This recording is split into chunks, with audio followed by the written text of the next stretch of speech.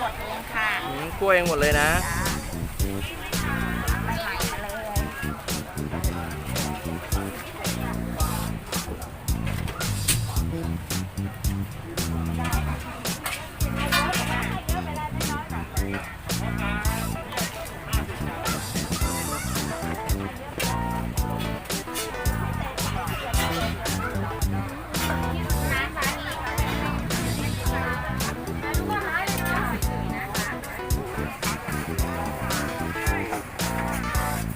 ก่อนจ้า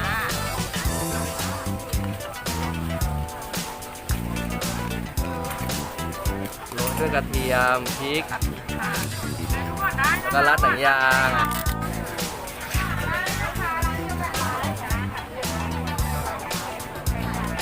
คุณลูกค้ามาซื้อร้านนี้บ่อยไหมฮะ บ่อยค่ะ รสชาติเป็นไงบ้างครับผม อร่อยหวานหอมถูกปาก มา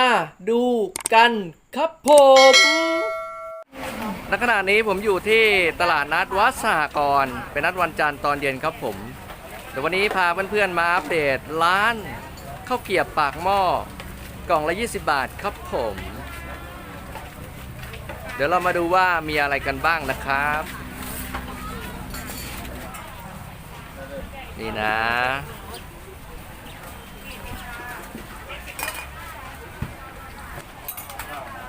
ได้นะจ๊ะหวานมันเลยค่ะ ร้อนนะครับ ทุกคนได้นะคะมีสิทธิ์ใช้สิทธิ์ได้นะคะโอเคนะทุกสิทธิ์เลยจ้ะพี่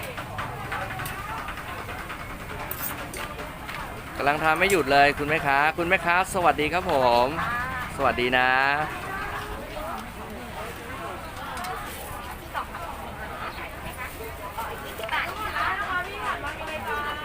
วันนี้ลูกค้าเข้าไม่หยุดกันเลยทีเดียวครับผม ตอนนี้ตลาดนัดเพิ่งจะเริ่มมากันนะครับเพื่อนๆ คนยังไม่เลิกงานครับผม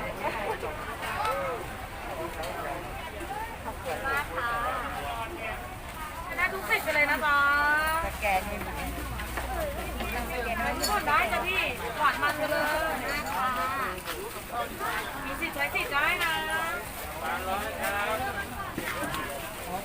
ได้ค่ะขอบคุณค่ะได้ทุกคนได้นะแกได้ทุกสิทธิ์เลยนะคะ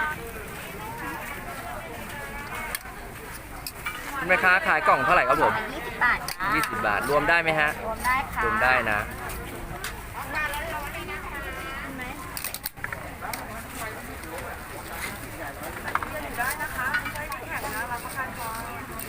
แต่จะมีน้ำปลางานกับน้ำตาลด้วยนะคะขอบคุณมากค่ะ 4 ชิ้น 20 ค่ะหัวไหนโดนน้ำตาลงานนะคะราดด้วยค่ะบางอย่างได้ทุกคนได้เลยจ้า8 ชิ้น 20 ค่ะใบเตยอัญชันจะสีธรรมชาติไม่ได้ใส่สีนะคะ ทุกอย่างรวมได้นะ รวมได้จ้า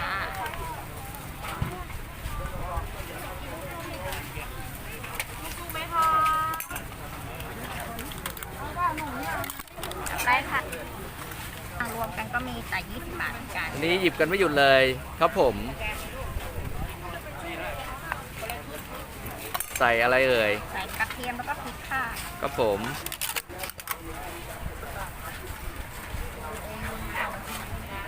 ก็มีค่ะรวมๆ8 เม็ด 20นะจ๊ะ อันนี้กี่เม็ดนะ 8 เม็ด 20 ค่ะ 8 เม็ด 20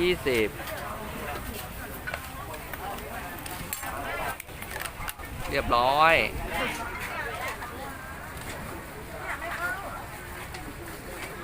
อันนี้คืออะไรครับที่จิ้ม มันเป็นซองแบบนี้นะคะแล้วก็ทำเป็นเกี๊ยว เป็นน้ำมันใช่ไหมฮะ น้ำมันค่ะน้ำมันพืชใช้น้ำมันองุ่นค่ะ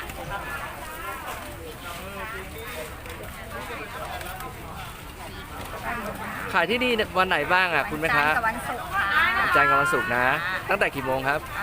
3 โมงเย็นค่ะถึง1 ทุ่มค่ะ 3 โมงเย็นถึง 1 ทุ่มนะ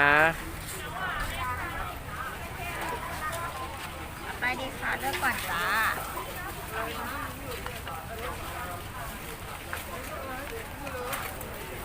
โรยด้วยกระเทียมพริก กับพริกค่ะ แล้วก็รัดหนังยาง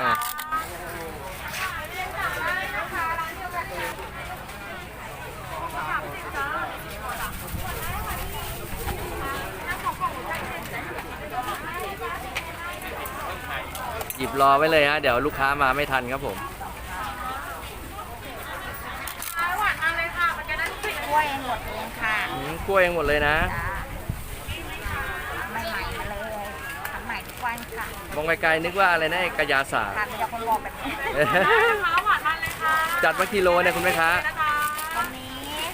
ทั้งถาดเลยอะค่ะ7 โลครึ่ง 7 โลครึ่งนะ ถูกไหมคะ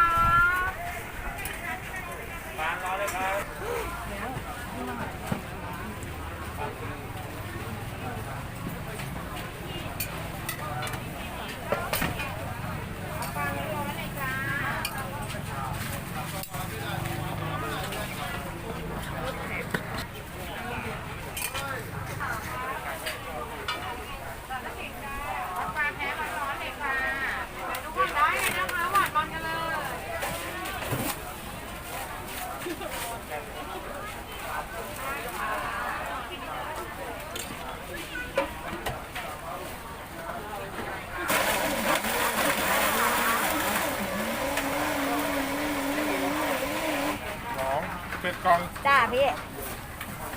จ้าได้จ้า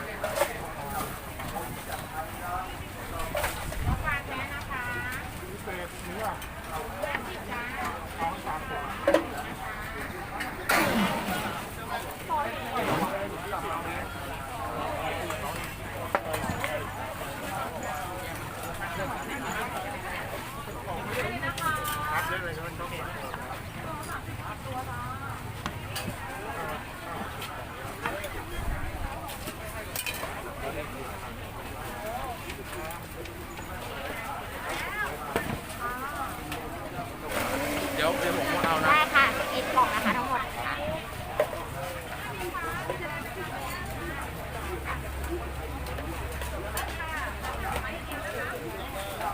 เป็นเงินเท่าไหร่ครับ 11 กล่อง220จ้า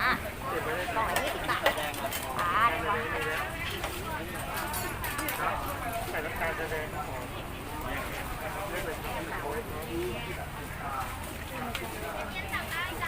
มานะคะ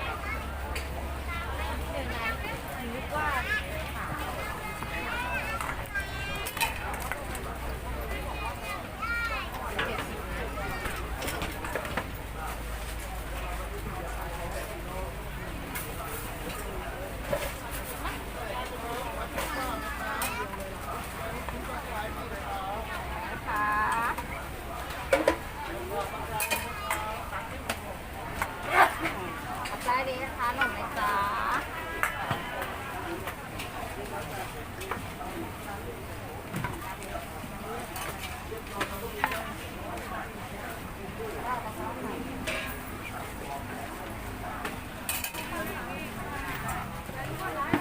โอ้เล่นเทกำมังเลยนะ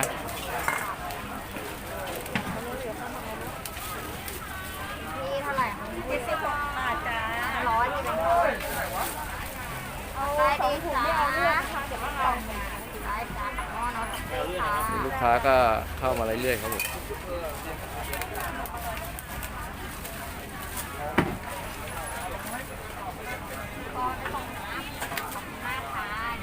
เอาเปล่าค่ะเขาเก็บถ้าถูก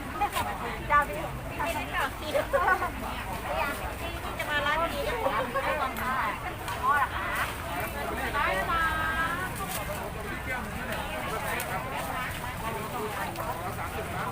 ค่ะ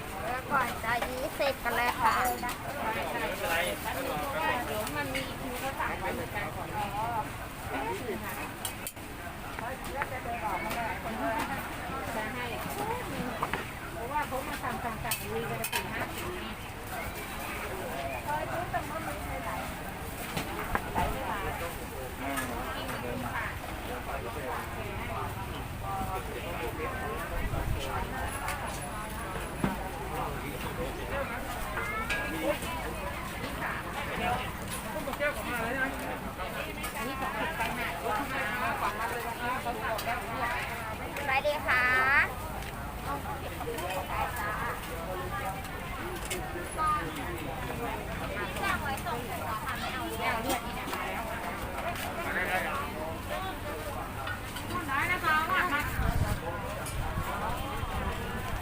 นี่ใส่กระเทียมเลยไหมคะใส่เลยใส่เลย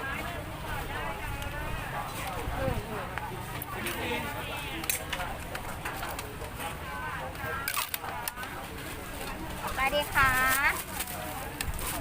ได้จ้าสองอย่างเดินสักครู่ค่ะ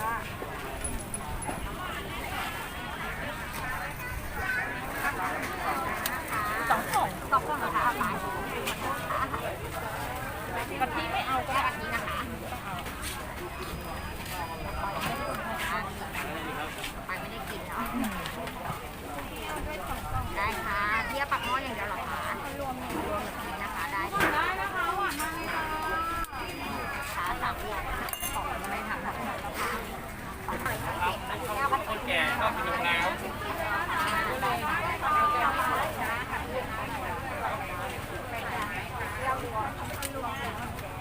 แยกผมไปไม่ได้ไข่ไปแน่เลือกไม่ได้แล้วได้นะคะถั่วไก่ค่ะเที่ยวไหมคะแล้วแบบแยกถุงเนาะแม่50 ถึง 5 ถุงนะ50นะ คุณลูกค้ามาซื้อร้านนี้บ่อยไหมฮะ บ่อยค่ะ รสชาติเป็นไงบ้างครับผม อร่อยหวานหอมถูกปากค่ะ ยังไงก็มาอุดหนุนเรื่อยๆนะครับ ครับผม สวัสดีครับผม สวัสดีครับ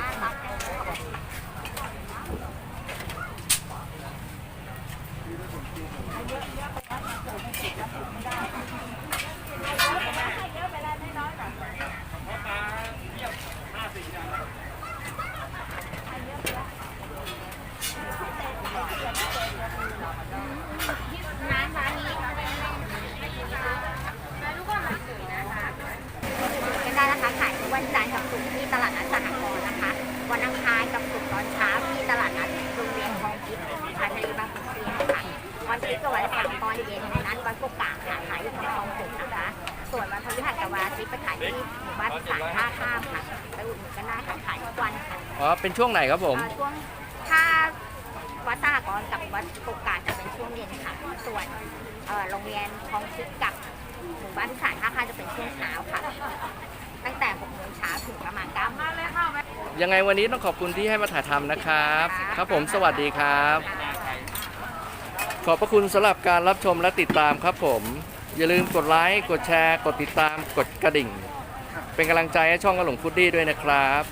กับรายการมาดูกัน สวัสดีครับผม คุณแม่ค้าแล้วอย่างนี้ช่วงนี้เป็นไงยอดขายประมาณเท่าไหร่กันในวันหนึ่งโควิดอย่างนี้ โควิดแบบนี้เหรอคะ ครับ ถามว่าได้กำไรไหมกำไรวัน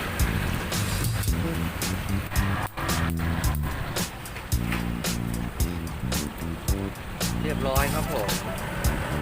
มาดูกันครับผม